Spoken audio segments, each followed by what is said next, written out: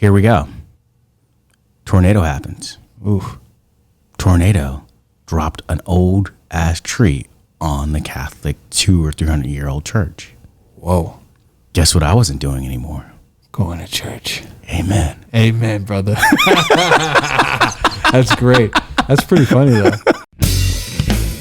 Ladies and gentlemen, The Kids in the Room Podcast! Kids in the Room Podcast! That's right. That's right. Brought to you by Move Faces TV. tell everyone who you are, what's your specialty, you know? Cool. Yeah. So I did radio for a long time. Started when I was 18. I'm the big 3-8 now. Did it for about 19 years and worked from, political talk radio to sports radio to hip hop, old school. I pretty much worked in different radio stations. I worked in Vegas, worked in San Diego. So I moved around in my early 20s and really just pursued radio broadcasting. It was something that fresh out of high school I knew I wanted to get into. And I got my first job out here in Los Angeles at a local radio station and, just did street team promotions and just worked my way up and kind of just became a sponge in the radio business. And I remember dropping out of junior college and just telling myself, like, I'm going to do this. Like, radio is where I want to be, and this is it. Like, I'm not turning my head any other way but straight, and I'm not going back to anything. So, I made that decision early on in my life that radio broadcasting is what I wanted to do. Yeah, radio broadcasting. It's a great thing to do. And what was the station you were on? I forgot the name. I was on, so 92.3 was the first radio station that I did call-ins with a host by the name, I don't know if you know who Theo is. He used to be on 92.3 The Beat back in the day. Tupac used to put him in his video, but he had a really deep voice. This is Theo. And it was funny, man. I used to do call-ins as a 18-year-old kid on the streets, reporting live somewhere with tickets or something like that. And I would call Theo, yo, Theo, man, it's Mike Live out here. I got the tickets, whoop, on the corner, Crenshaw, come on out, But yeah, that's when I first started, man. I started 92.3. It was called Hot 92 Jams back in the day. Wow. Yeah, bro. Let's take it back a little bit further. Who are you? Like, who is Mike Live? Like, Love that. I'm saying, like, growing up, like, what was it like growing up with, like, what inspired you? How'd you get here? Tell us a story. Let's go back. So as a kid, I come from a immigrant father who is Sicilian, came from Palermo, Sicily, fled the mob, and then he married a Greek woman. So I'm very European, obviously, but born here in Los Angeles. Grew up in Hollywood, back in the 80s. Stayed there for about 7 years and then moved out to the Valley. So I was 7 years old, moved out to the Valley, went to a little Catholic school, private school, really sheltered. And then I kind of remember listening to rap when I was a young kid. And it was always funny because you'd walk into like Sam Goody or one of these old stores that sold music, Tower Records, and it would have you can't buy this CD unless you're a certain age, And it was funny, man, because I actually got away with buying some rap music when I was a kid on a tape. And I remember just listening to like Tupac and being like, what the fuck? Like, this is crazy. Like, this dude talking about a whole lot of stuff in his rap, and being in a Catholic private school, you didn't have that diversity that, a public school kid had. But, having music and having people like Pac, it kind of it made me go, okay, like, there's a whole other world out there from this sheltered life that I've been living. So music kind of actually was it was kind of like the door that opened to just life in general, and just seeing different aspects of life, Yeah, that's interesting. Yeah, so it was rap, it was hip hop that got you into music itself. Absolutely, yeah. Who was your favorite artist of all time? Yeah, for sure. I mean, gotta be Pac, bro. I mean, Pac is what he basically he opened my mind up to like what was really going on. You know what I'm saying? And when you say like what was really going on, Yeah. what was really going on? I mean, it's more about the poetry that Pac had and what he talked about, not just about his everyday life, but more about where he came from and what he had to go through and the struggles he had to go through as a black man. They don't teach you that in school. Teachers weren't teaching me about black culture. And then also doing my research after listening to Pac and seeing that his mom was a Black Panther. I mean, seeing things like that made me understand, like, you know what? There's a whole lot that school's not teaching me. But these rappers like Pac are, you know what I'm saying? And that's just one rap artist, you know what I mean? Like, but the fact that, music opened that door for me to say, oh, wow, that's this person's perspective, or that's this person, what they talking about in this song. It just opened your mind as a kid who's sheltered. You know what I'm saying? Like, your parents, if they're immigrants, they're not talking about that. They barely figuring out how to put food on the table. You know what I mean? Like, they're working hard. Your pops is working hard. Your mom's working. You know what I mean? It's. But then when you hear these music, these artists that are really like talking about that shit, bro, you like, oh, this is what's going on outside of school. This is what's going on in the street. This is, oh, okay, that's what gangbanging is. Oh, okay, that's what, oh, okay, shoot. Now I see it. Like, I see life differently, and that's in my adolescence. That's when I'm in like 6th grade. I mean, so imagine a kid, 6th grade, buying his CD. Let's say I bought an Onyx CD. Slam, da da da da da da. I mean, I used to listen to that song every day.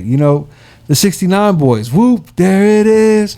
Whoop, there it is. I mean, I was like, and then I like to dance too. So as a kid, I always liked to dance. And then watching like TV, like The Box. And ordering videos, music videos at your house. And using your mom's like card or something to like order it, and then your mom being like, why do I have like $30 that you just spent on like all these videos? I'm like, Mom, I was watching TV and you could order videos through this thing called The Box.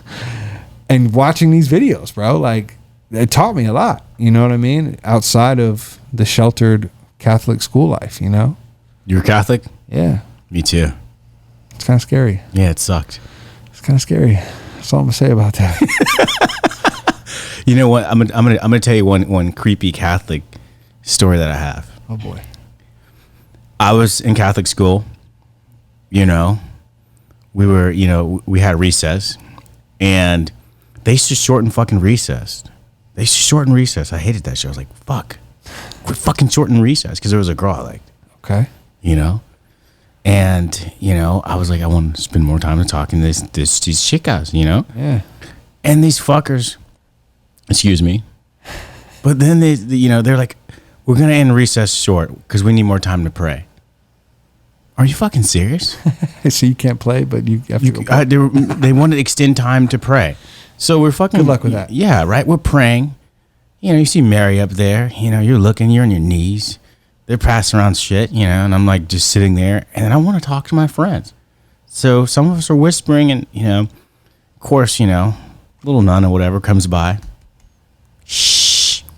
Dang. And, you would get in trouble if you spoke. Oh, yeah. And I just didn't like it. I felt like it was like prison. I was like, this is too strict. Oh, yeah. And so I remember every day coming back from Catholic school, like thinking, God, I need this to end fast. I can't do this anymore. This place has to go. Did you wear a uniform too? Yeah. Yeah.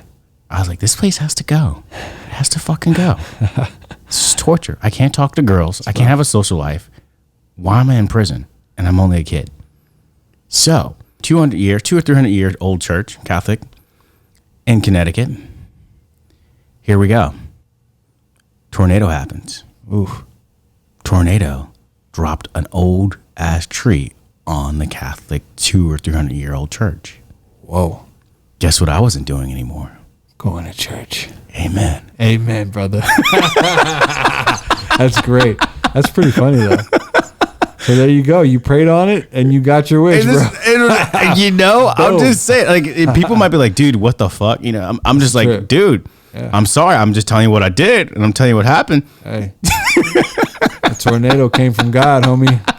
Straight up. You know what I'm saying? Hey, I'm just telling you what happened. I was like, you know, I was like, a kid wants to play. Yeah. You know, I don't know. I mean, I don't know. That's I prayed. I was praying. I was like, man, I was like, God, I can't do this anymore. You gotta, you know, it's just like I can't keep on going. This is torture. Bring this tornado, God. Yeah, tornado happened, and tornado didn't happen in Connecticut, which is odd. That is kind of odd.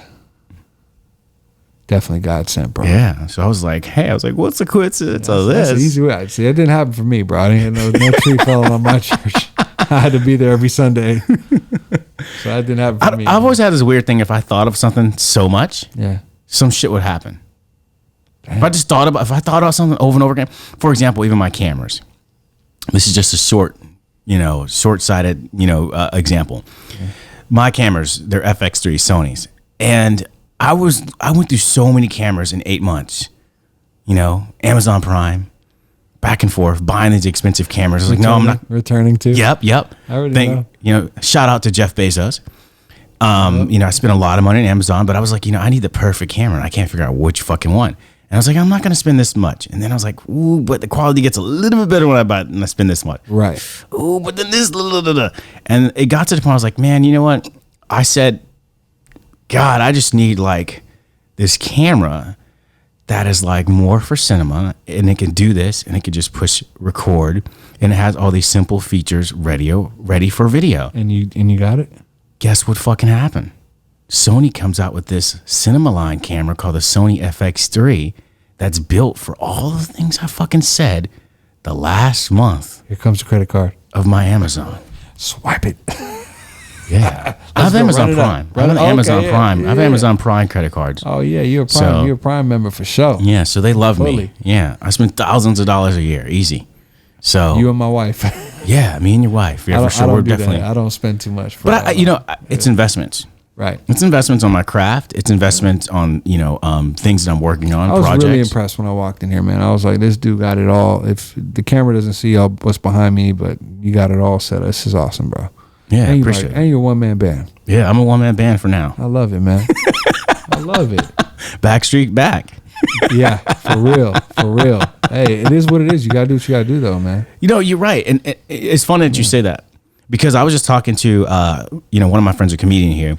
And like he was just talking about this thing, and he was like, hey, I don't want to, I'm not into the TikTok things. I'm older now. I can't be doing this TikTok thing. But I feel like he was saying like, I feel like sometimes he's not getting his dues paid.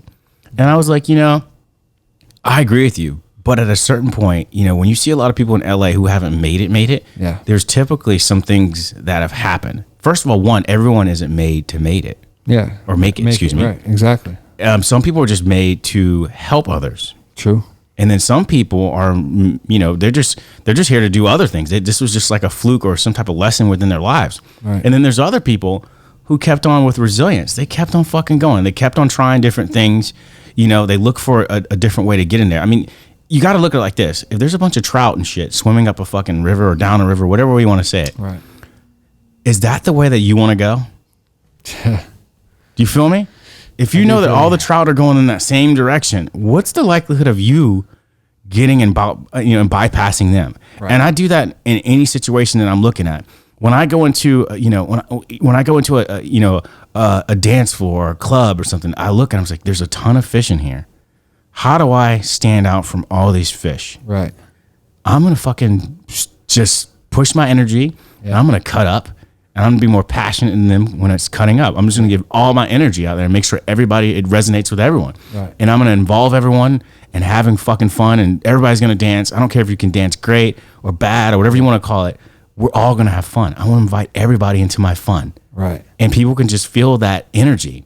100%. You know what I'm saying? It's contagious. Yes, it is. I'll have a grandma, I'll have a 50-year-old woman, they'll jump in, start doing a little line dance. Maybe we'll change it to some country shit. Yeah. We'll have a good time. Right. I want to invite everybody. I'll get a young person in there. I'll get a kid. Whoever is in there, man, I'll get them. I don't care their background. That's my kind or of where party, they come man. from. Let's just have a good time. I love that. Y'all want to cut up and do some bar mitzvah dancing? Let's go. You want to do some, we want to do some Greek dancing? Let's do some Greek dancing. You want to do some Turkish dancing? Let's do it. There you go. Yeah. Clap the hands. We'll do it. We could do it. Let's all have a great time. I love the energy, bro. Just bring it. So I just always want to make sure that I like to think of things as like, how do you stand out of the crowd? How do you stand out if there's the flock of sheep? If there's a herd or a school of fish, for example, how do you stand out? Do you go the same route that they're going and expect to be the one who, bypass the fisher? I think that comes from more like sometimes in life you don't have to go the same way that everyone else is going, but at the same time you see them going that way, right?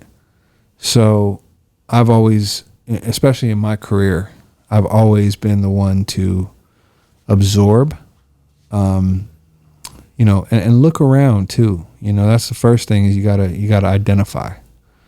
I think identifying is the first step to understanding a problem, whatever it is in your life. So you identify this is a problem. I need to fix this, right? So that's a big word, something that I kind of live by, And then there's confirmation, right? We learned that in Catholic school. There you go, back to that. But there's confirmation. So you identify, then you understand what it is, and then you have to, sometimes you got to confirm it just to make sure. Like, let me confirm this real quick. Then once you confirm, you can actually make the decision on what you got to do because you've confirmed it. 100%. I know this is what it is, and this is what I'm going for. Life isn't that easy, obviously. It takes multiple situations for you to understand something and identify something because you thought you knew, but you didn't, right? And there's always that. But I've kind of lived by absorbing my surrounding first, understanding what it is, and then how do I stand out, or how do I not even just stand out, but more so just being a genuine person. I think being genuine and just saying how you feel or what you're about and just kind of laying it out there makes you different because you're genuine. You're how can you be mad at me if I told you, hey bro, this girl that you're talking to, she's toxic, bro. You gotta let her go. She's not the one. Well, Mike, but I like her. I love her. Whatever. Cool.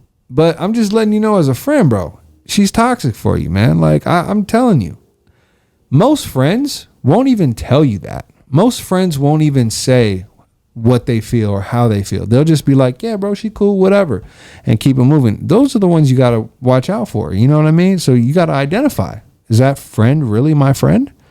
And I'm just kind of saying all this because we've talked about, especially off the camera, we talked about friends and life and all that.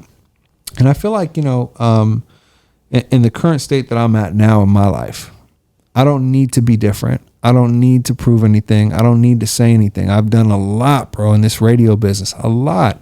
And I'm so happy I've been able to do some of these things and be around these people that kind of molded me who I am today, Like I didn't need to be the star. I didn't need to be the one everyone's looking at. But I came across some of these stars and some of these people. And it's actually made me who I am because I've realized like, dang man, like all you need is a plan. All you really need is a plan and stick to what you believe. And if you believe it, oh, for sure it's happening. 100%. There's no denying you what you believe. If I believe that this person is wrong for this, that's my belief. Am I right? I'll let you be the one to tell me if I'm right. Hey, if you think I'm wrong, hey, maybe I'm wrong. But at least I was able to identify what it is. So I mean, I'm kind of going on a tangent here about this, but that's how I feel. No, I think you're right. I think you spit a bunch of knowledge right there, and I think that resonates with people who really understand. Game recognizes game, as they say, right? Yeah. So I think that's relevant, and it hits a nerve. But I also sit there and say, like, I really want to touch on this. I want to touch on this point about one thing that my friend says, because I think a lot of people in LA do this. It's you want success, but then you don't want success, right? Because at some point, I think he was saying like, oh, I don't want to do TikTok. And I'm like, man, you've got to find, like, if you see everybody going this way, you have to find another way to stand out and do something differently. You can still do whatever you're doing, Right. whether it's comedy, music, whatever, but you've got to find a way to stand out. How many people in this day and age can, change their trajectory and change their career by switching up something that they love and putting it on a platform or something else that allows people to see them in a different way? And then once that door is open, now they can go ahead and do something else. Now they're doing good. Now they fucking got a record deal or a label or whatever. They had a comedy show on Netflix. And then now they can launch out Yeezys. Or maybe now they can build Tesla and fucking SpaceX. Yeah. But it's levels to this shit. And my thing is, I always try to tell people's like, man, you're so talented, this and this. I'm like, well, I appreciate it. These are God-given gifts, but I also work for them. God gave me the power to be able to do these things. He instilled me this power, but I grab it. I grab it up from the heavens, and I own it. I call it. You know what I'm saying? And I own it, and I run with it. I run with God when it's time to happen. You know what I'm saying? Mm-hmm. Like there has been points in my life where I know, like, I can name numerous of times where I've called on God to save my ass. And I know, like, my other buddy was like, I don't really believe in God. I'm like, man, sometimes I get around people like that, and I still love people like that, but it's like I try to empathize with what they're saying. But then there's a reality that kicks in with me.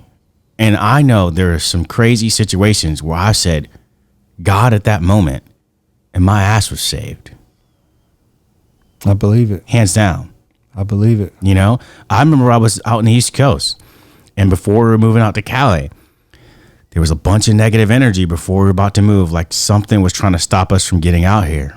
And because we were going to take that risk and go right for our goals. We were going to do something that was scary that everybody was afraid to do. We were about to get that rent. That's, $4,000, when we were just paying that, that $600 rent, that good old $600 rent, for a 2-bedroom. Now we're at like almost $4,000 or something like that for, a penthouse, so we can look cool and we can get people to come upstairs, and we're fucking busting budgets and we're hacking things and figuring out how to make money. But I remember before that happened, I was in one bar that I helped my friend like get some investment for, and we were sitting in the like bar. We were like kind of having like a good celebration of like, hey, look, we're about to leave. And there was these fucking guys that I stopped fighting, and they were these bouncers, one of my other friends. I stopped them from fighting, and like they just were, I don't know, weird after that. And they were like following. If they saw me, they were like following us or wanting to fight for some reason. Like nobody wanted to fight me, first of all, in that town. Energy, man. And it was just like, where did these guys come from? Because nobody wanted to fight me, bro. Like, first of all, there was like tons of people that had my back, and there was tons of people. So you come with like 4 or 5 dudes, but I never saw these people in my entire life. It was weird. But one night we're in the bar, and I'm standing there. I'm having a time of my life. Go to the bartender, Ashley. She's got me. I just walk in. Everybody's handing me a drink. There's girls. There's fun. I'm just living life. I don't have to. I don't fucking pay no line, bitch. I just walk straight in. Yeah. And all of a sudden I saw this fucking one guy. I was sitting there having a good time, and he looks at me, and I was like, oh shit, that's that fucking dude. Who the fuck are these people? And he just looks at me like with this like evilest fucking eye. Yep. And it was just like, it was unnaturally evil. Like I just felt evil. You ever felt evil, bro? Yeah, man. He just looked at me with a straight evil eye, and he just kept on looking at me. And he flipped his hair over to the side, and he just walks up to me. And I was like, what the fuck is wrong with it? It seems weird. Yeah.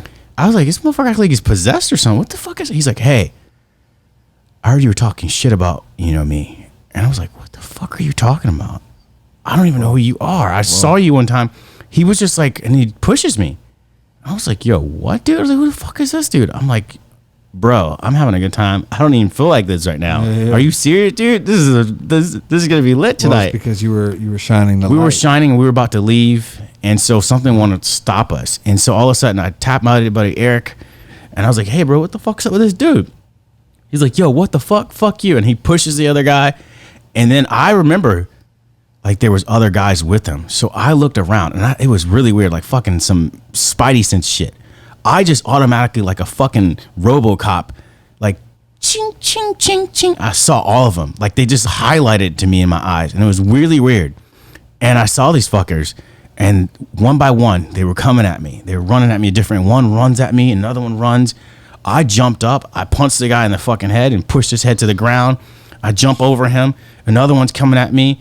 and another one's coming at me, and I'm swinging and ducking, and then all of a sudden the crowds are shit crazy. Then this bouncer here who always was looking at me, who was new that my buddy hired, and I always saw him looking at me. So I always wonder like if there's something up, like if he was like, you know, like hating deeper inside. Right. He grabs me behind my neck and chokes me and chips a piece of my teeth, and I'm like, hey, what the fuck, dude? Who the fuck are you? You know who I am, bro? Like, chill, dude. Yeah. You know, I would have fought him back if it was like a random dude, but Right. I knew he You're worked a and I was bouncer. respecting the business because my friend invested in it. This place wouldn't exist if it wasn't for me. Right. So I was like, yo, what the fuck? He's new. I'm going to let him fucking chill. And he pushes me outside the back door. And you know who's out in the back door? All 5 of the fucking dudes in an Out empty there? back fucking hallway. Ready to beat you up. Yes, he throws me out there and locks the door. Oh, he threw you with the lions, bro. I was like, I looked at, I said, oh my, they got up and they were getting up because they threw them all out.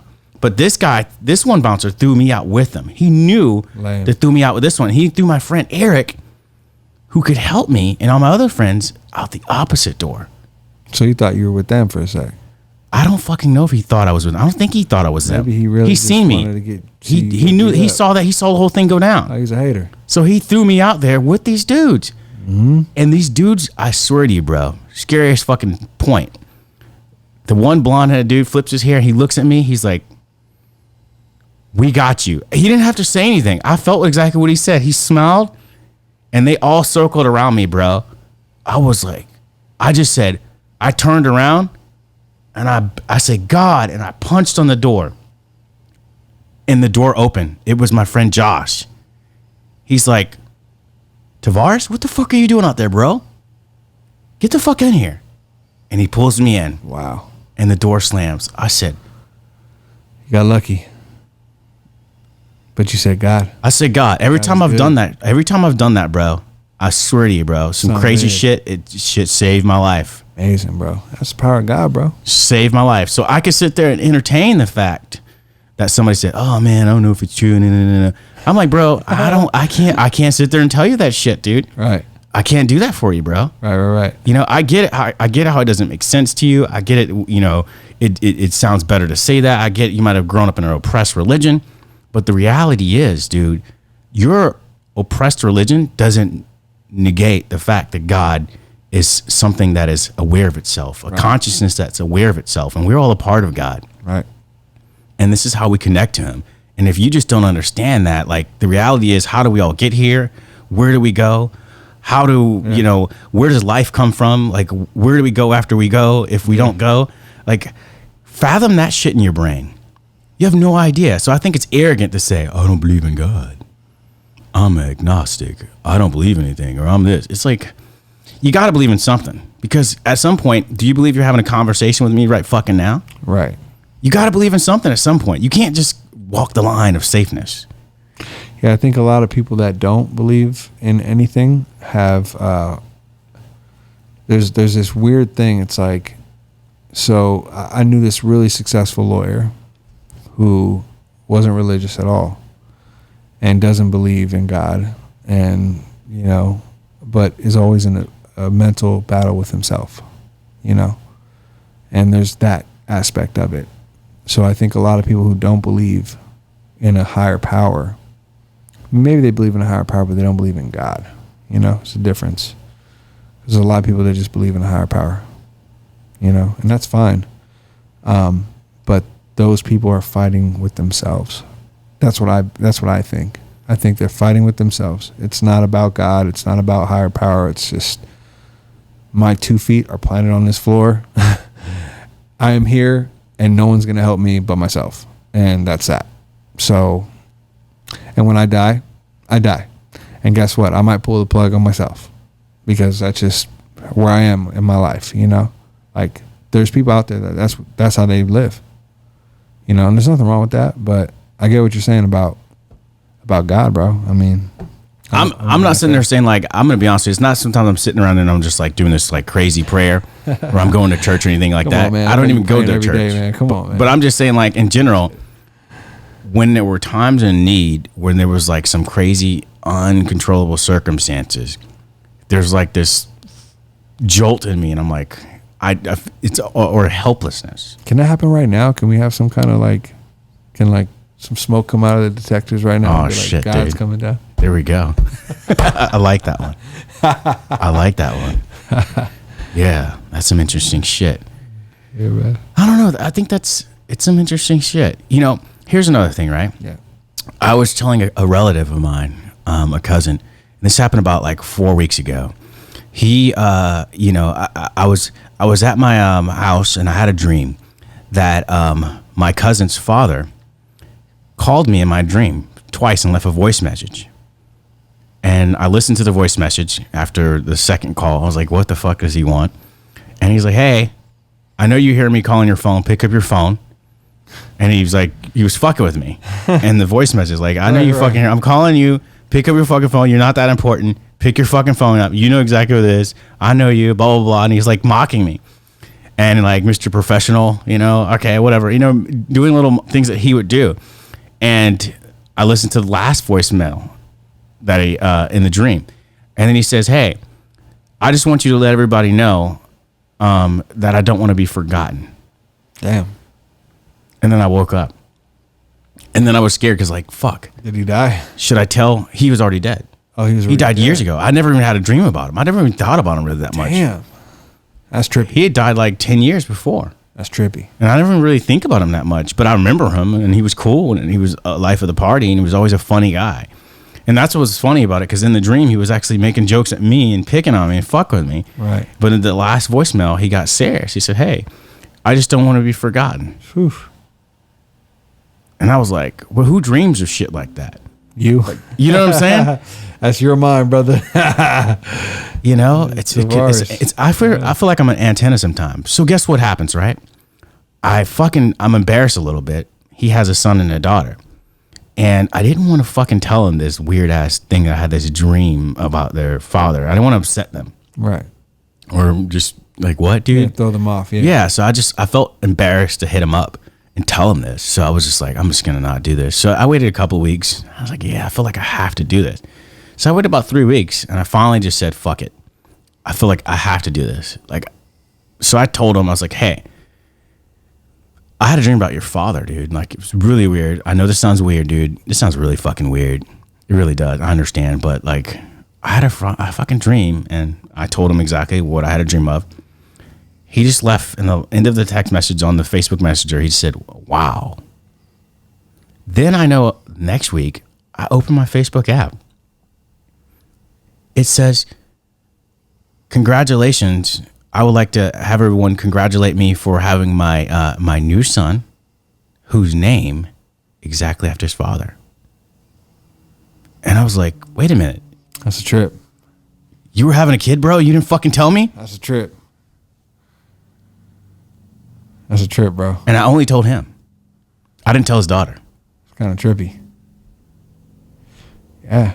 I mean, you've been visited, probably. That's what, you got spirits visiting you, bro. It's crazy, right? Yeah, man, you kind of freaking me out right now. Yeah. And I keep receipts. I keep receipts. So after we get off here, I can show you receipts. Oh shit. Yeah. That's crazy, bro. I told my other buddy too.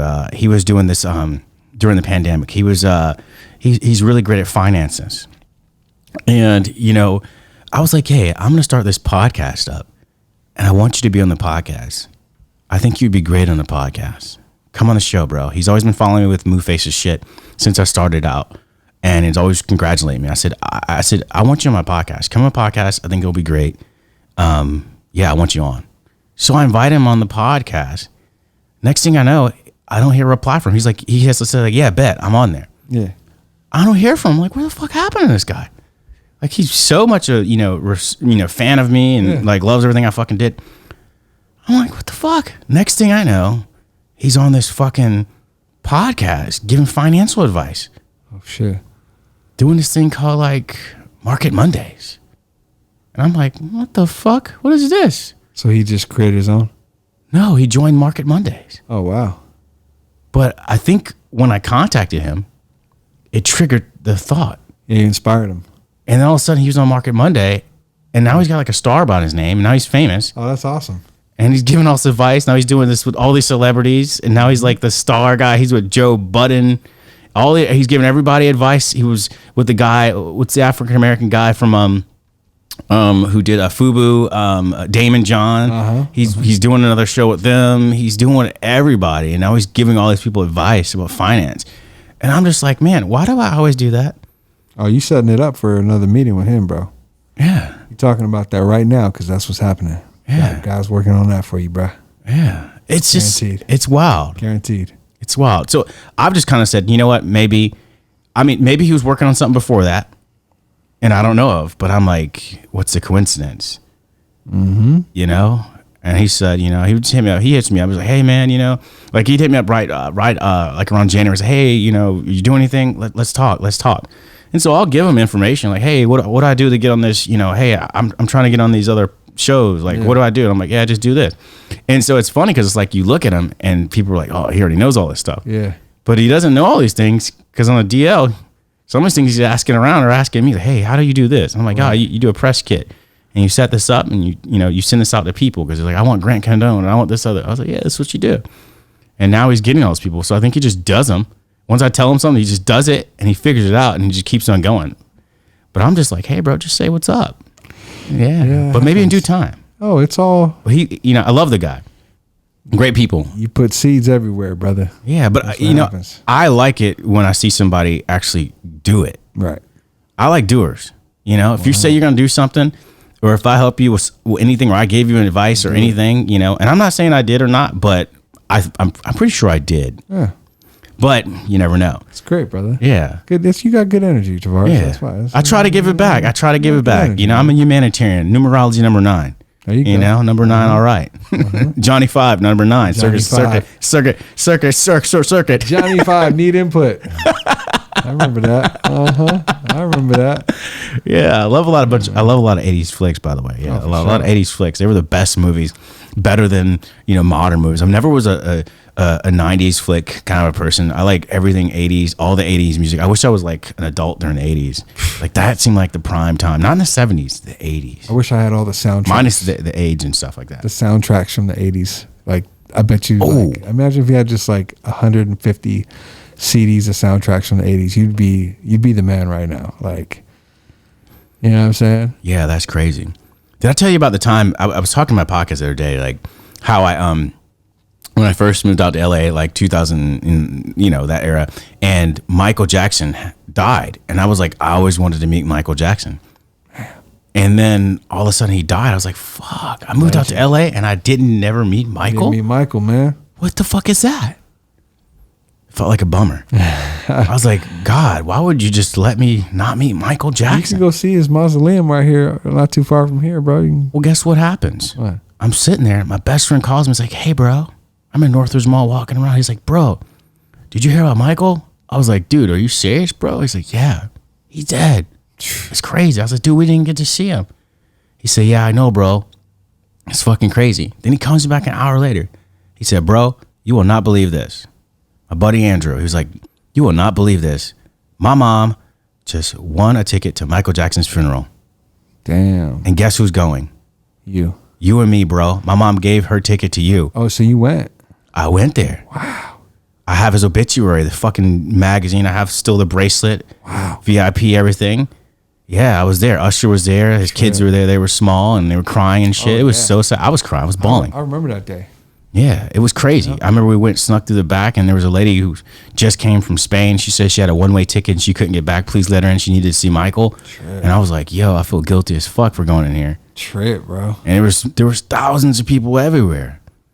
And it was just like, I don't know, it was crazy. I was like, wow, man. I just looked at it as like a humbling moment again, because I was like, I don't know, it was almost humbling, but also irony. I'm like, damn, I did see Michael. He's fucking dead. It's a trip, bro. I got to say goodbye, but I was like, wow, that's just, it happened. A legend right there, though. But, then the weirdest thing happened is like, I started, hanging around the 3 T's. I started hanging around Taj and stuff like that, and they were inviting me some like, hanging out and stuff like that. And I remember one night we were singing, we were debating about like artists and stuff like that. And I was just like, who is Prince? Who would influence Prince? So if you had to say who influenced Prince, who would you say? Who would you say influenced Prince? Bootsy Collins. Okay. Like if you had to embody Prince, Yeah. like if there was other musicians that had to make Prince, who would you mix up to make that ingredient? Dang. You know her. You know the new artist, her. Mm-hmm. She got a lot of Prince vibes. Mm-hmm. But I think she looked up to Prince. But who would Prince look up to? I'm saying if you need to make a recipe of Prince, of What other artists? other bigger artists before his time, who would you mix up to make Prince? Well, before his time, that'd be kind of tough because Prince was a little older than me, you know. But I would probably say George Clinton, Rick James. I think those are some, because they were real funky too. You know what I'm saying? Prince was funky, so I'm sure he was listening to George Clinton. And I'm trying to think who else. He definitely was listening to some rock for sure. So probably Jimi Hendrix. I'm trying to think who else. I know he was listening to rock for sure. Yeah, so I think you're close. You're hella close. Here's what I said. I told, because we were having this debate, and I was like, yeah, I said Prince is, let's see if I can remember it all right, but I said Prince is an embodiment of James Brown, Yep. Jimi Hendrix, There you go. okay, and Little Richard. Oh, Little Richard. Yeah. You mix those three up, and you make Prince. Yep. Think about that. Those are good names. Do you see what I'm saying? Yeah, because James Brown was funky, bro. The spin, Yep. the footwork, Yep. guitar, the bandana, Oh yeah. the little He jacket, was going in, bro. the little the whole like British thing, Jimi Hendrix, Yep. the guitar, Yep. That's Jimi why I said Hendrix, Jimmy too. Yeah. right?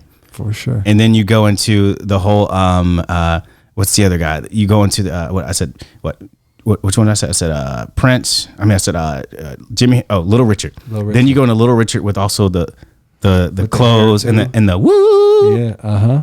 And the all the screaming and shit. Yeah. That's true. That's true. You mix those three people. That's that's pretty good right there. right. Those are three right there. Yeah, they were like, fuck.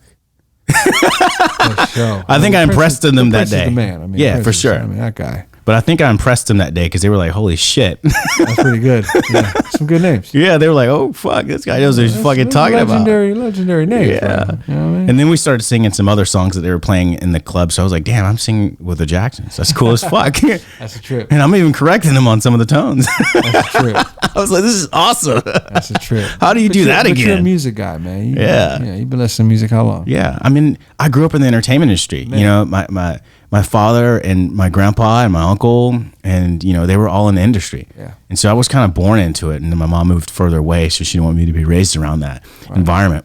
But like my grandpa was on the same label as Drake's uncle. Oh, no shit. Yeah. So a lot of people don't know this. What label was that?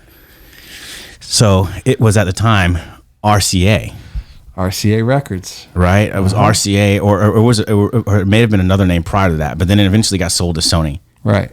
But they had the same manager, All these labels are sold to everybody now. Yeah. It's fucking everybody. but they had the same manager. Only them had the same manager with my grandfather, and but Drake's uncle was somebody famous, somebody pretty famous in the music industry. See, I knew Drake got in somehow, bro. So when people say started from the bottom, now we're here, I'm like, I don't know. He had a little bit of sauce.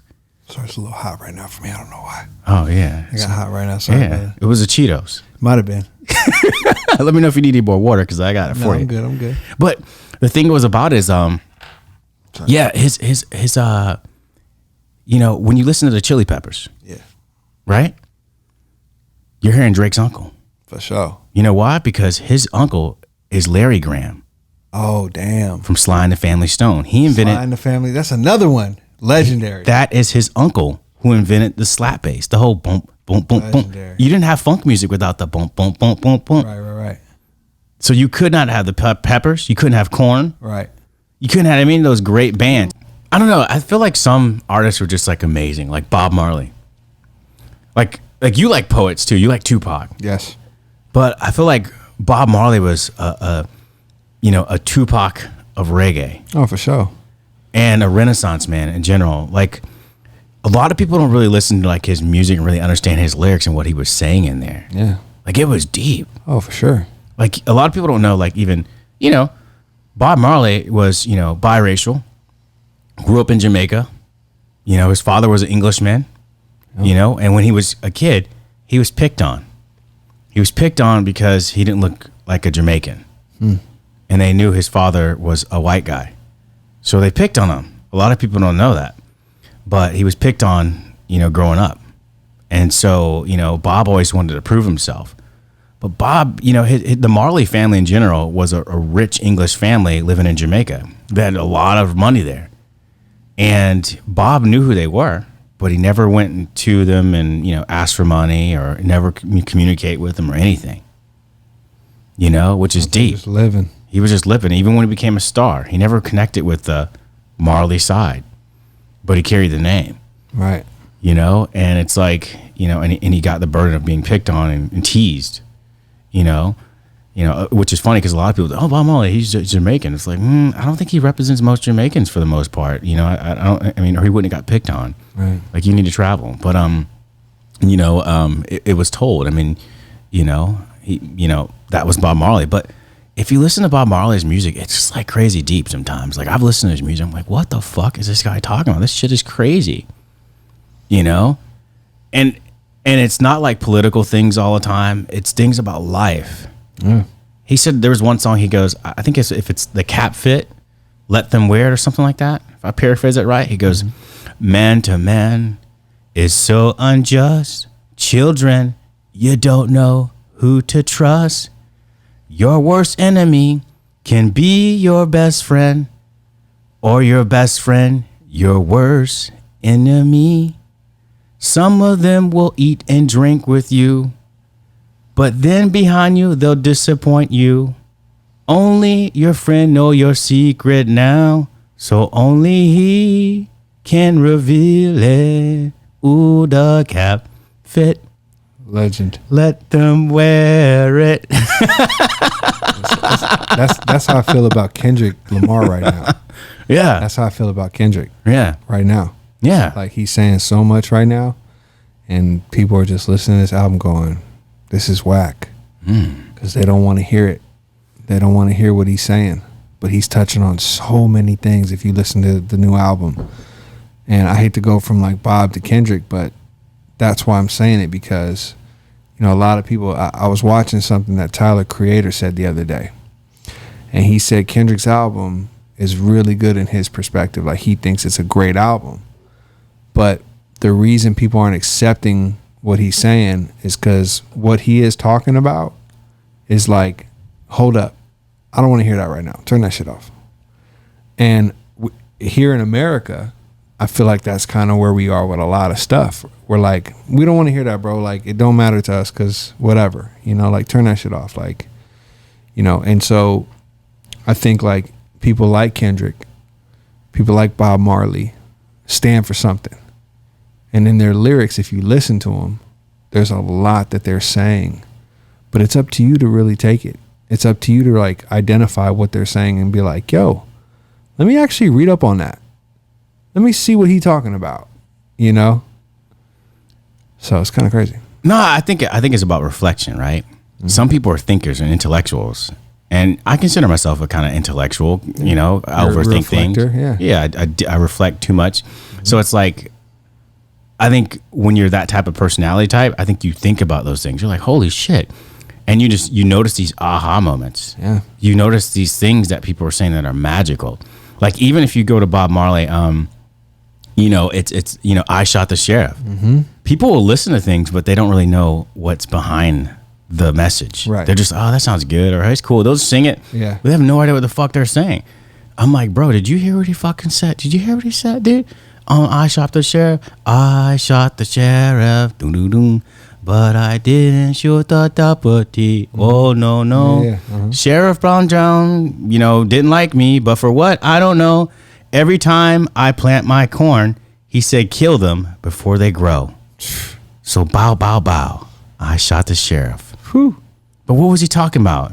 Who every time he plant his corn, right, he said, kill them before they grow.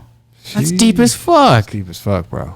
He was definitely smoking some bomb weed. For sure. Bro, that shit is deep. Like, how do you put that? How do you think of that and put that in a lyric? That shit is crazy. A little bit of Mary. Yeah, but how many people listen to that song? Yeah. But they don't know what the fuck he's talking about. For sure. He's talking about oppression. He was talking about colonialism.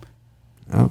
He was talking about being oppressed and how, colonialism at that time was, I guess, there was like slavery on the islands and things like that. And, and he was basically saying, hey, look, this is what I interpret it. They say kill them before they grow.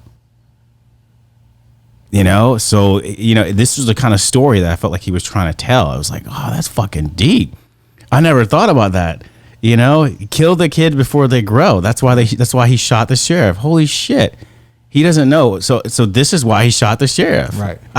Because I would just listen to the song too. Because I was like, I shot the sheriff. Yeah, but I started listening to the lyrics like, yo, what the fuck did he just say? Bro, a lot of these big names in the music business, they'll tell us stuff before it happens, bro. Like, they'll tell you what's going on, I listen to some artists sometimes that are been doing it for a long time, and I hear what they're talking about, and I'm like, yo, like, they know. They're part of the people who know. Somebody's giving them the information, and they decide on how they want to translate it in their music and put it out there for people to take what they want to take from it. Yeah. They're like, Kendrick has a record called Savior. Like, and he goes, I am not your savior. LeBron gave you flowers, but he is not your savior. Future told you to get a money counter, but he is not your savior. And it's a great song because it's just like, it's telling you, like, don't come to me for that savior shit. I'm not going to save you, But he still is somebody who a lot of the kids and younger kids look up to and go, hey, I want to be like Kendrick, man. Like, look what he was able to do. You know what I mean? It's pretty amazing. Yeah, it is. But that also brings me up to another topic that I want to bring on. Yeah. You come back from, Sicilian background, also, Greek as well, Greek mother. Yep.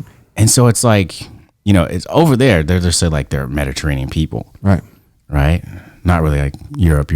We're Mediterranean people because they're like all in the Mediterranean, right? Mm-hmm. And so there's a similar culture. I feel it's a little bit different from like Europe. It's just a different vibe. But then also, at what point, like, because Greek, like the Romans were Greeks too. Yep. So it was like a part of the whole Greek or Roman Empire in general. Mm-hmm. Have you ever been to Greece? No, but I've been to Sicily. I've been to Palermo. Oh wow, you've been to Sicily. Greece is on the list, bro. It's definitely gonna happen. Do you know any Greece or Greek language? I do a little bit. Yasu? Yeah. Yasu, God bless you. Yasu. Look at you. Yeah, God bless you too. Tikanis, isa kala. Yeah. I know a couple of words in Greece because when I was there, I was just like walking around speaking it and learning it. Nice. There's people that know all kinds of languages. People who know Spanish there. Oh, yeah. I'm like, bro, I can speak Spanish in Greece. What the fudge is going on? You got to remember, a lot of people from like different places come there. They go to Greece. They go to Italy. A lot of Kenyans are in Palermo and Sicily. You know why though? Well, they're probably fleeing their situation. Yeah. I met a bunch of them there. Like there were some speaking Turkish. Oh, yeah. I was like, what the fuck? Dude speaks Turkish. There's people in Italy right now Greece. that have restaurants that hire people from different areas, and they've come up with a new fusion of food where you could get you some jambalaya and then go get you some from Italy, or there's like a mixture that they're doing, and it's fucking amazing, bro. Like the new generation that's coming up, they're about to have some crazy fusion ass shit. Yeah, bro. Dude, I was in the middle of fucking nowhere in Turkey on a mountain. I think Mount Air. What's it? I forgot the name of the mountain. I know the mountain, but I can't think of it right now. But I was on this mountain in the middle of nowhere, no cell phone, no power, no nothing. Middle of nowhere, far near the side of Syria. And I was like, bro, there's like 8 fucking Spanish speakers here from Mexico. It's crazy. What the fuck coincidence is this? That's how it goes, though. Yeah, but I learned like there's a lot of people that were there from Central America who were coming there because they like the Middle East. Right. There's like this draw from, I feel like, from people from Central America and the Middle East.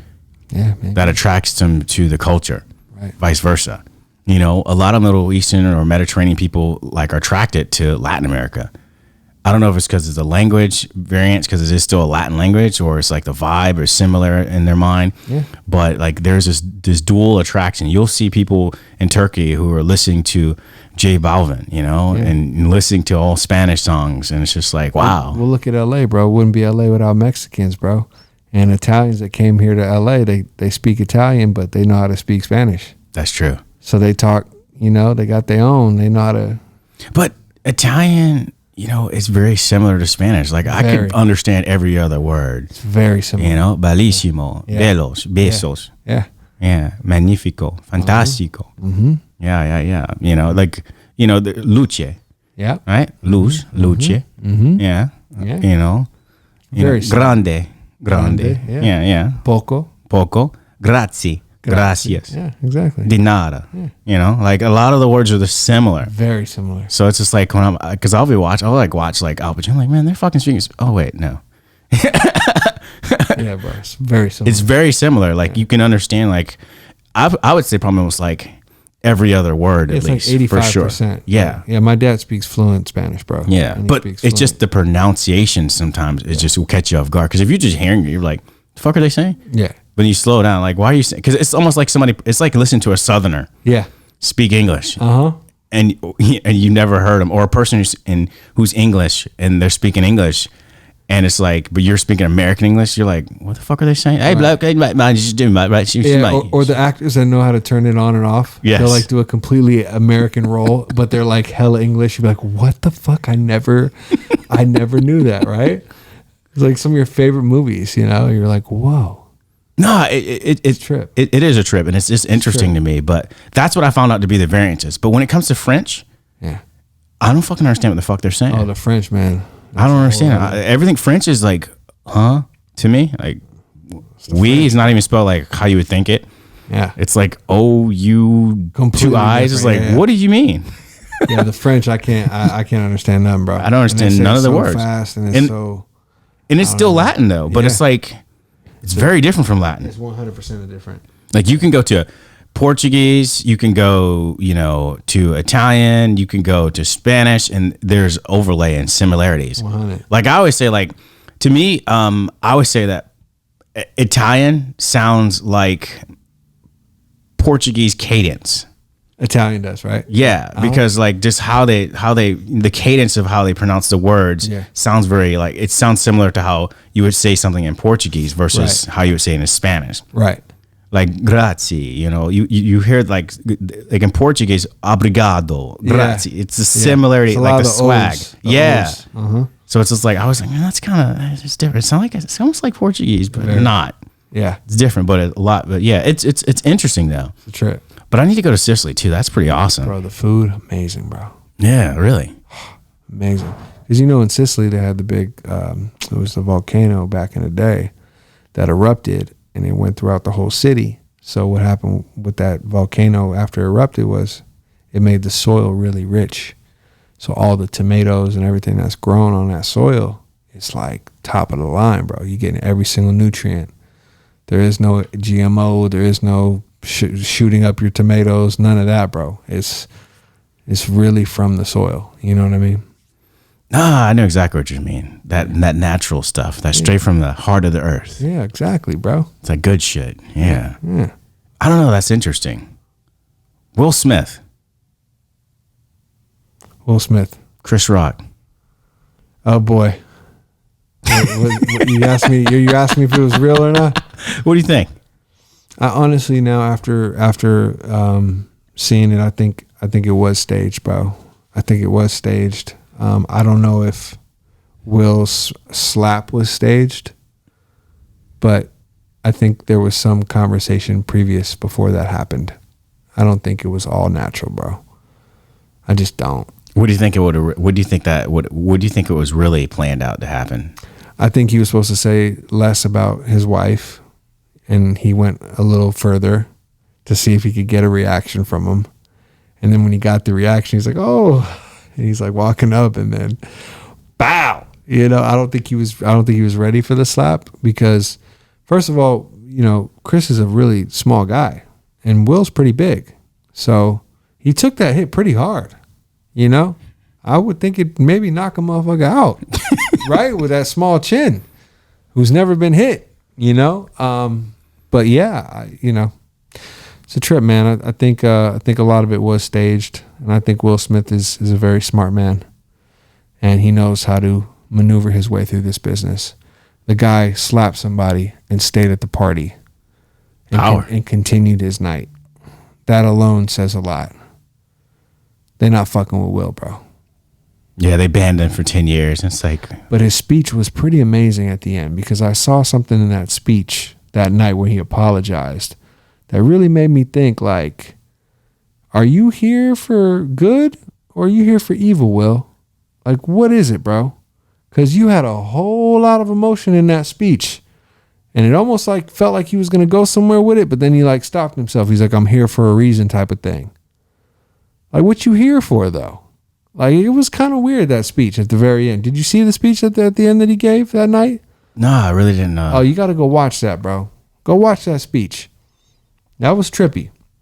It was almost like he was about to say, I'm here for a reason to do something, to help something, or I don't know. But that's just my personal opinion. That's to help Jaden Smith hit up Tyler the Creator. Man. Yeah.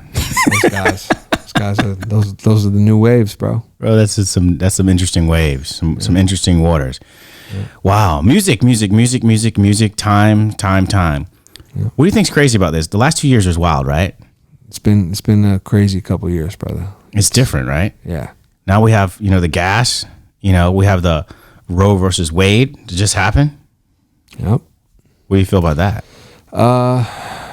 So I'm pro-choice. I'm pro-choice with whatever you want to do with your life.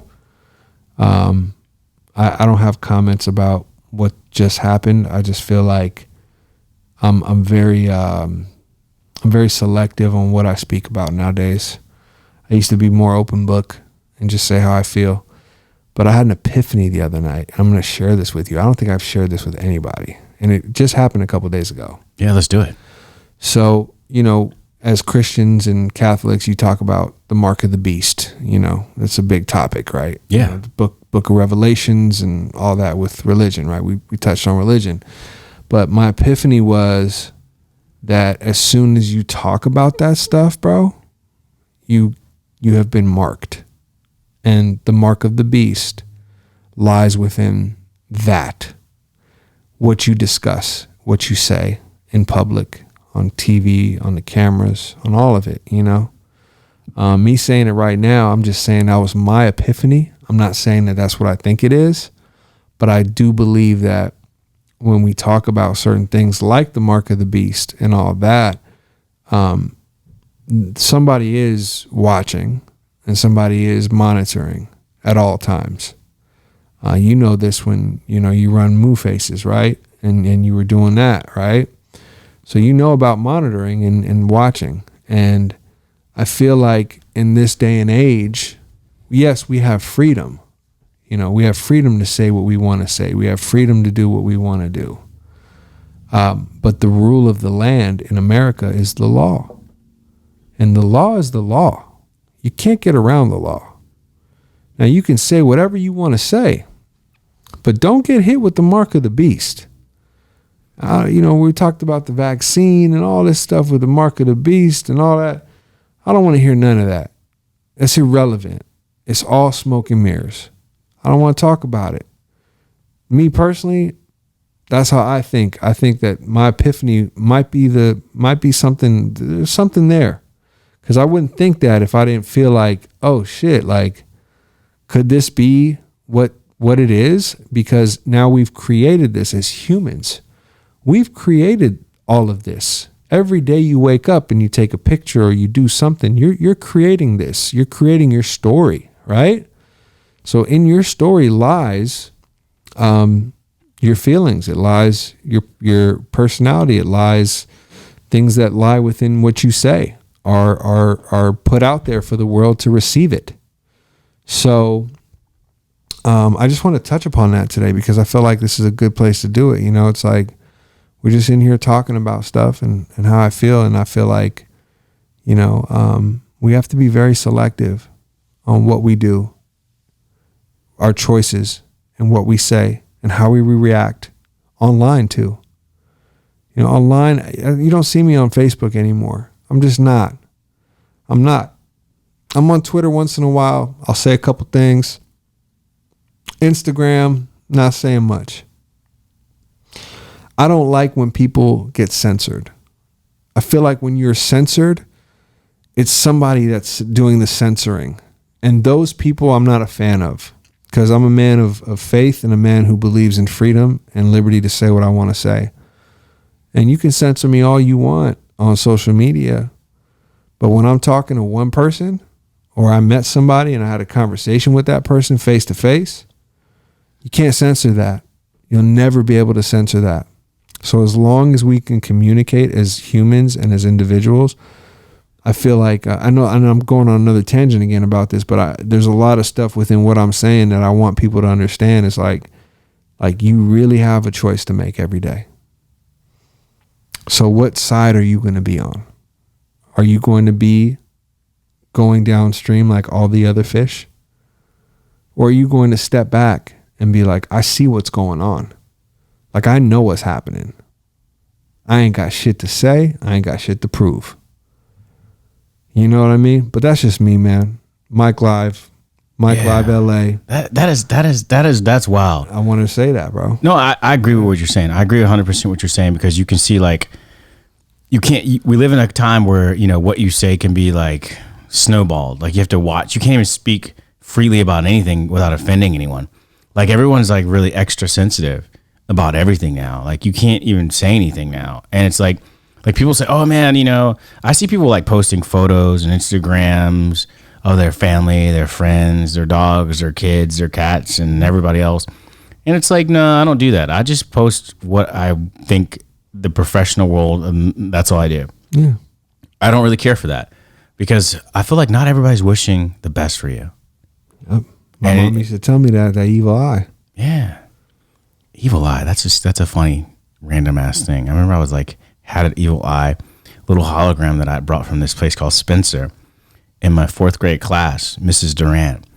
And I brought it. It was really cool from Spencer, and I put it on my neck, and it was just the evil eye, and it was like a hologram. And so it would, like, if you moved it like in different lighting, it would move. That's a trip.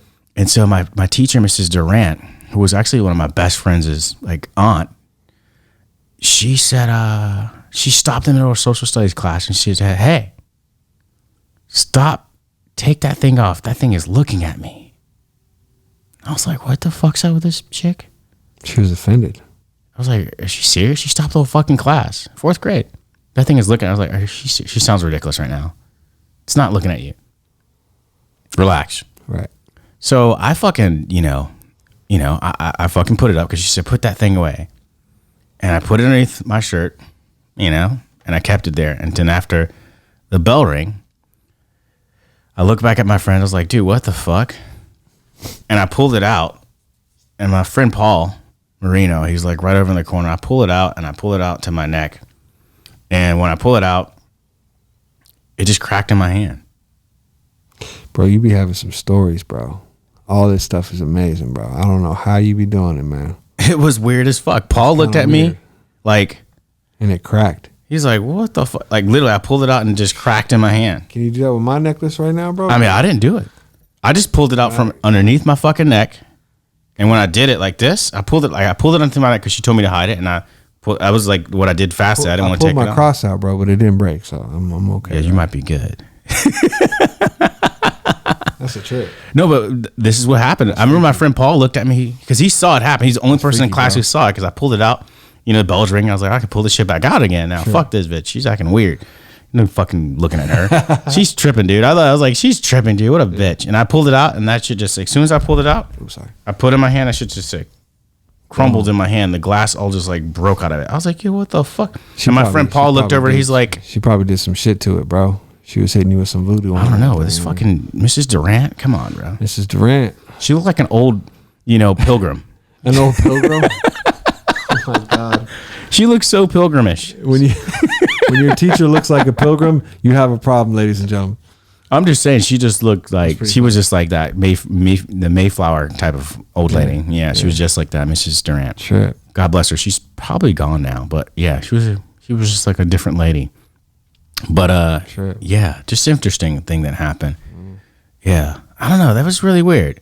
I've had a couple of weird scenarios. I remember one time that I took this one thing from my my grandmother. Yeah. On my mother's side. I took this this like little watch that she had because she was staying with us for a couple of weeks because she was moving and getting another house, and so she had tons of stuff. And we had like 4 porches in Connecticut, and I dug underneath all her stuff and went far in the back, and I found this like bag, and I took this watch. It was a Swatch watch, and I took this watch because I saw it in the bag, and I was like, oh shoot, it glows in the dark. Oh man. This is fucking amazing. And you give that to a kid, you see a kid, I was like, dude, I'm gonna borrow this, take it to school, show my friends. I'm gonna borrow it. That's one way of saying it. Okay, that's what I did. I was borrowing and I was gonna bring it right back. Did you? My grandmother wasn't gonna notice. I was just gonna bring it to school one day and then bring it back. So I take it to school. I'm showing it around to all my friends the whole day. My best friend Carlos, my love of my little, elementary school life, Arlene. I'm like, yo, look at this. My friend George was like, bro, look, this watch. It glows in the dark. I was showing everybody. I was like, oh, that's so cool. And it's waterproof because it was cool then. You're a kid. Yeah. And end of the class, or school ends, and everybody's in like their main classes you begin with, and have your book sack. And so I was like, oh shit, let me take this watch off so I can make sure I won't lose it, and put it in my book sack. I unzipped my book sack, put it underneath there, zipped it, and laid on top of it. Right? Walked home, opened the fucking zipper. The watch was gone.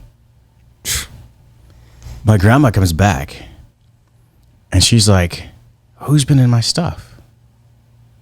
You're like me. She's like, who's been in my stuff? I was like, fuck no. I was like this when she was asking questions. I was like, You didn't say I was that. keeping a straight Yeah. face as possible. And she did like a hand over all 3 of us. And then she stopped her hand on me and she said, and I was like, holy shit. Got that power, man. That's How that the grandma power. fuck did she know? Like, did I give something away? Was I sweating? Like, what did I smell like? I swear I kept a straight face. But worse, where the fuck did the watch go? Trip. I was like, are you fucking... I almost had a heart attack when I was that little. I was like, oh my God, I'm in so much fucking trouble. How did the watch just disappear?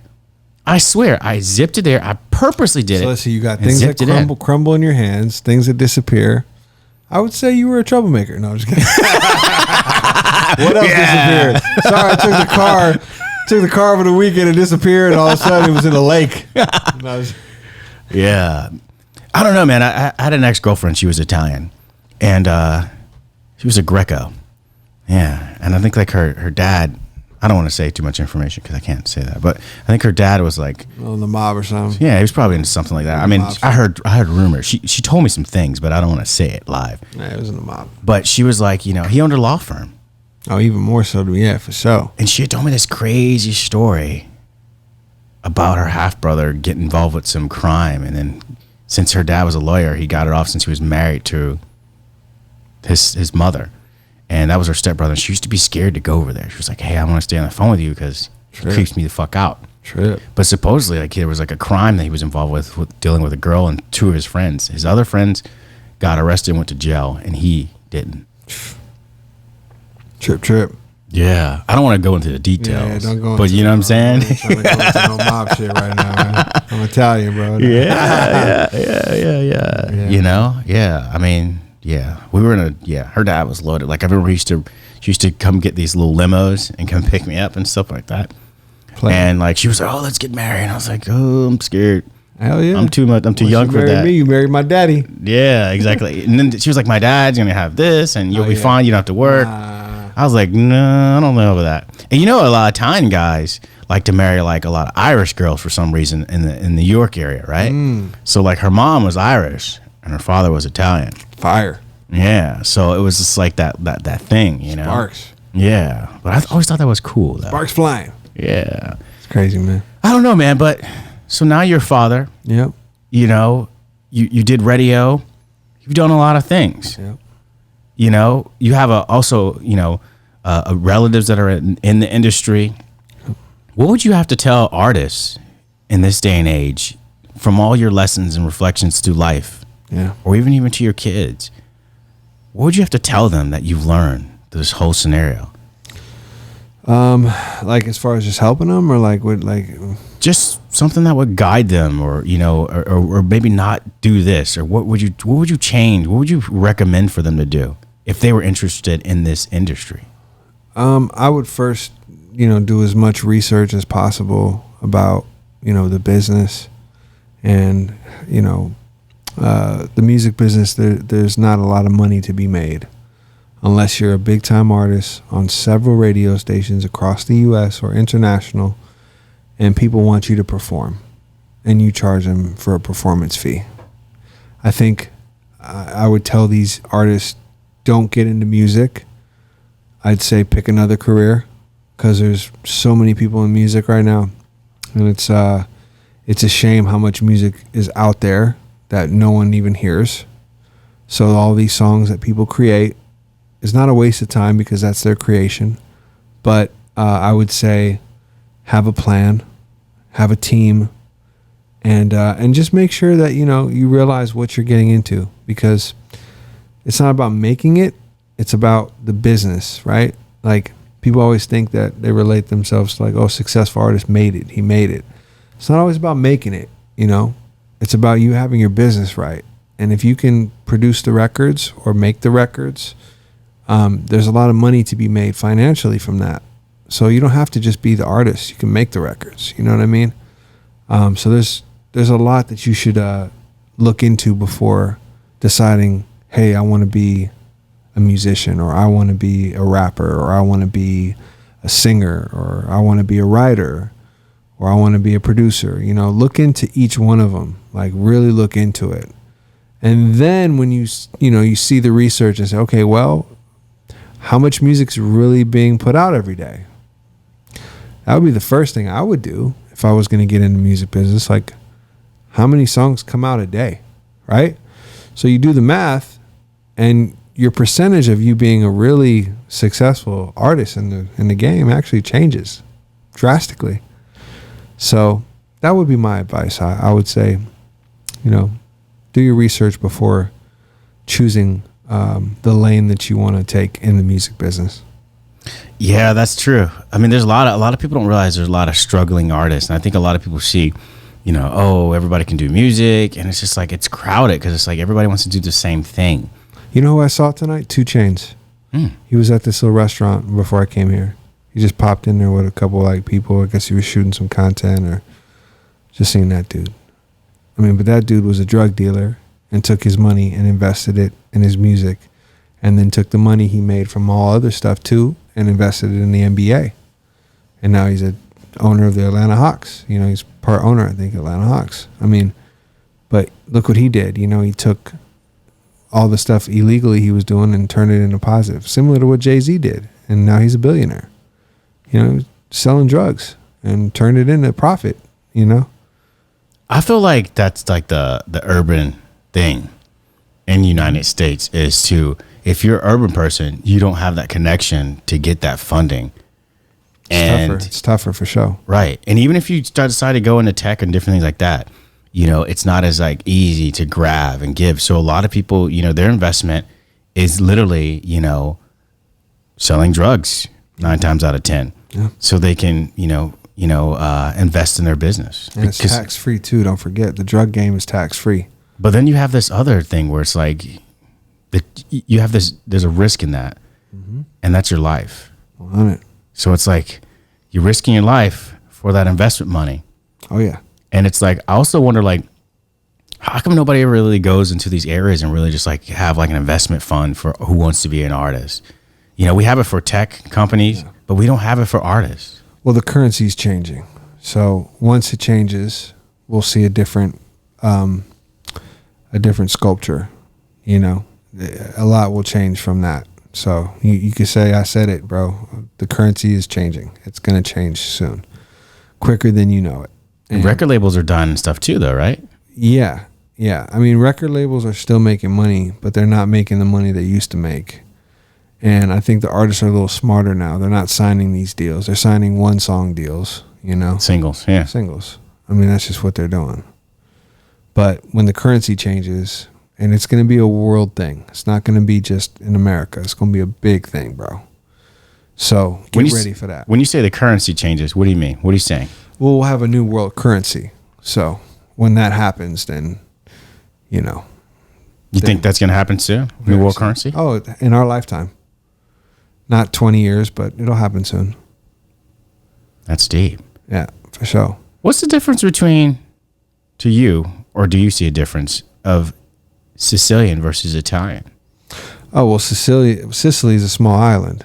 And, you know, Italy's next to Sicily, right? I mean, it's part of Sicily. But so you have, in Sicily, you have people who look at other places like, wow, that's so far away.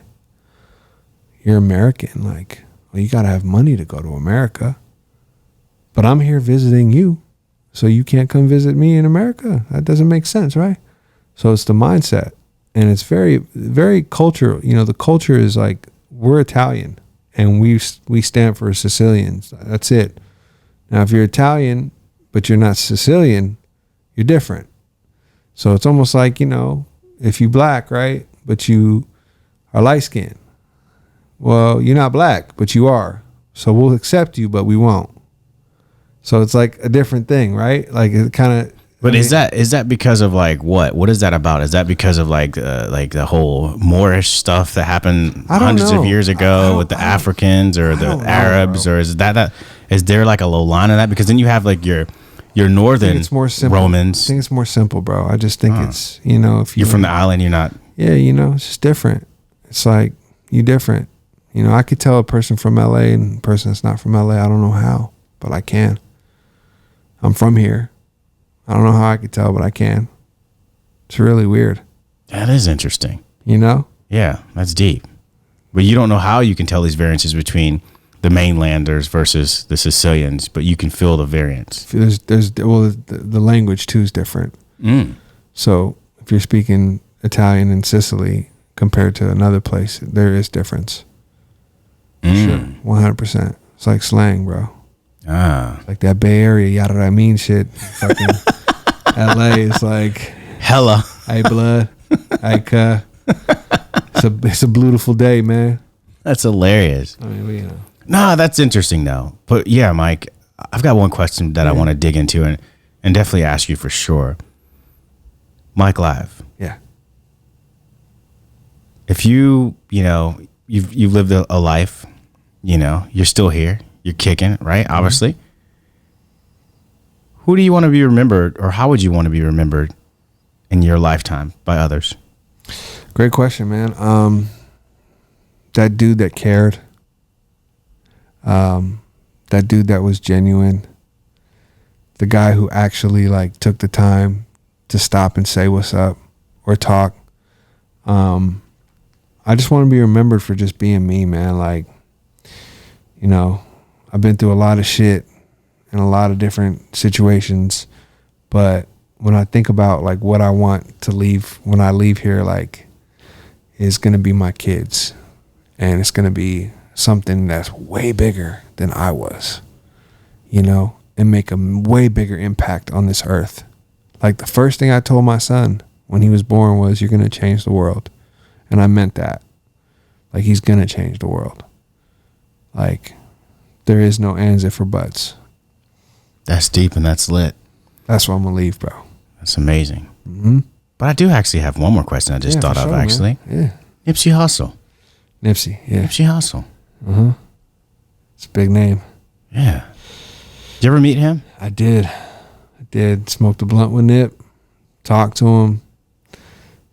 You know, invited him to the radio station. Came up by himself. I was like, you trying to smoke before we do this or what? He's like, yeah. Went downstairs, rolled into my car, smoked, lit, went upstairs, did the interview. That dude was special, man. He was special. He really took the time and was like, I'm going to talk to everybody, and I'm going to speak to everybody, and I'm going to take the time. It doesn't matter who you are. I respect you for being a human. He was one of those guys, you know? That's crazy. Yep. You know, I don't know if you had to think about like a purpose for Nipsey Hussle and why he was here What would you think that would be? I think he was awake. I think he woke people up. And he woke a lot of people who thought, you know, I can't be independent. I can't own everything. You can.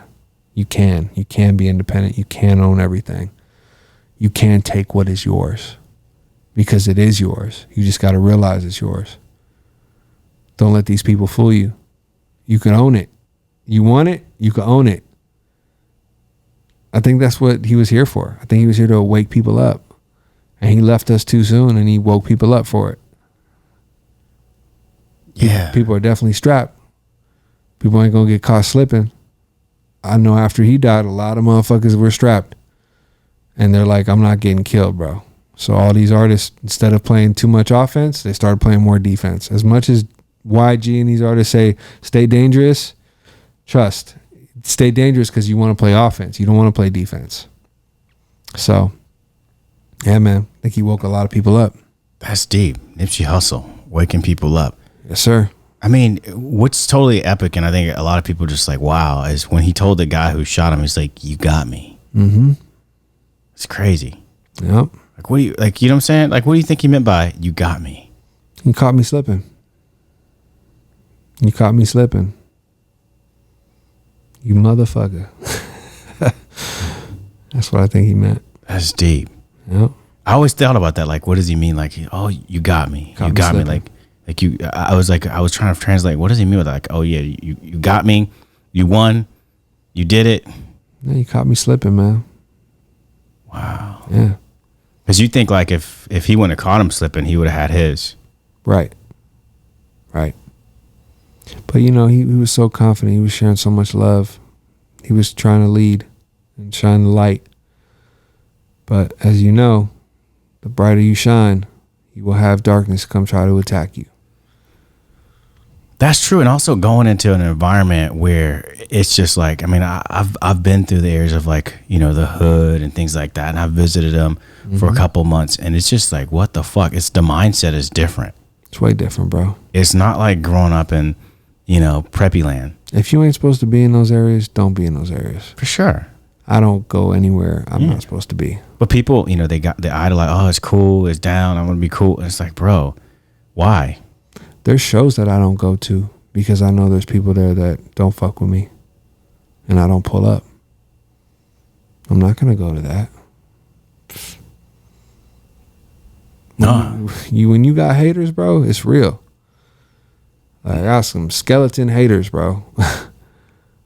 No, I believe you. I know exactly what you're saying because sometimes they'll just speak. I feel like almost some of those people are used as instruments. Yeah. To derail you or to, you know, set you off your path. They're here to take you down in some weird, awkward way.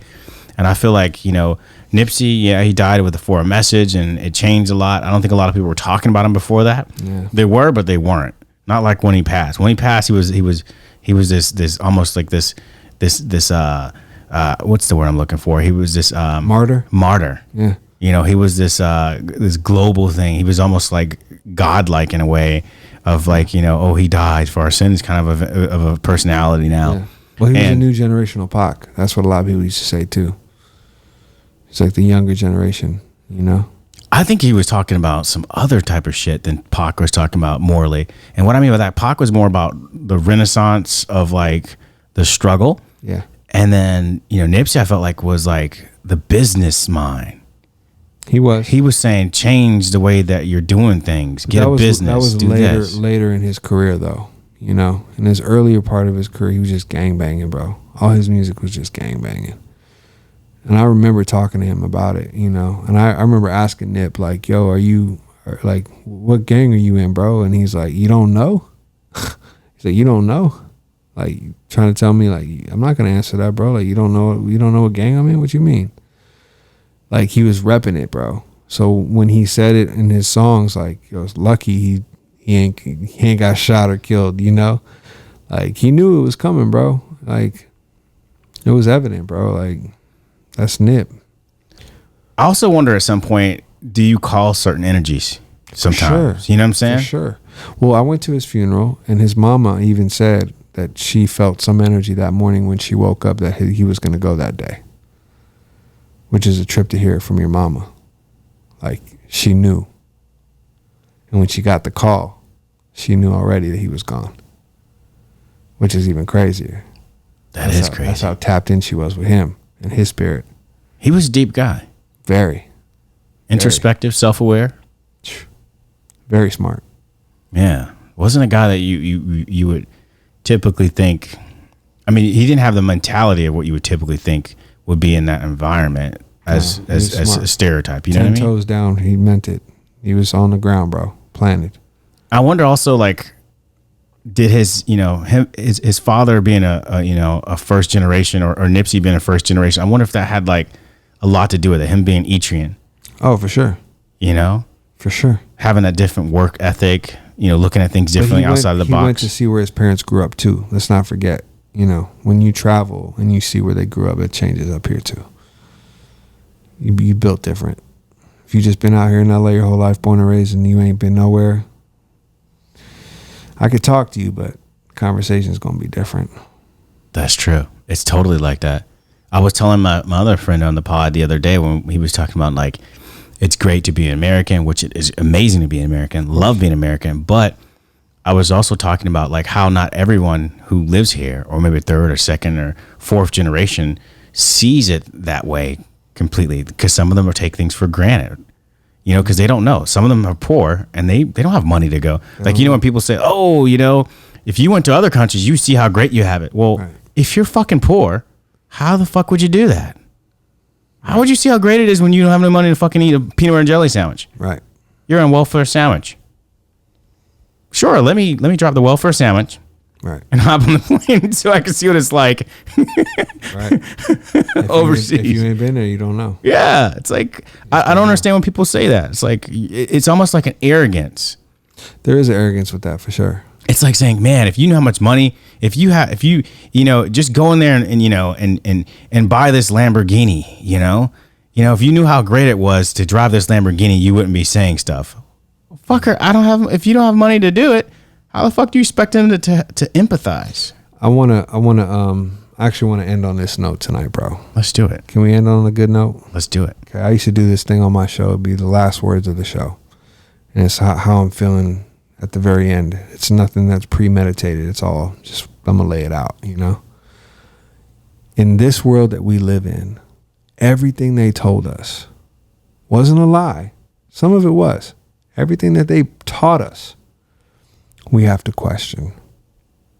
If you're not questioning, something's wrong with you. If you are just okay with how you're living, something is wrong with you. When you were born, right? You couldn't walk, couldn't talk, but you learned because you grew. The moment you stop growing in life is the moment you die. It don't matter what it is. I don't care. The moment you stop growing is the moment you die. And I say that because I live by that. And I've said this before, I play with life. Sometimes you got to play with life. I'm not saying go jump off a cliff with a parachute, okay? But I'm saying you have to grow. If you're not able to grow, you die. I just want to share that moment with you, bro, because, I've been growing. Been doing a lot of growing lately. Having a child, you grow.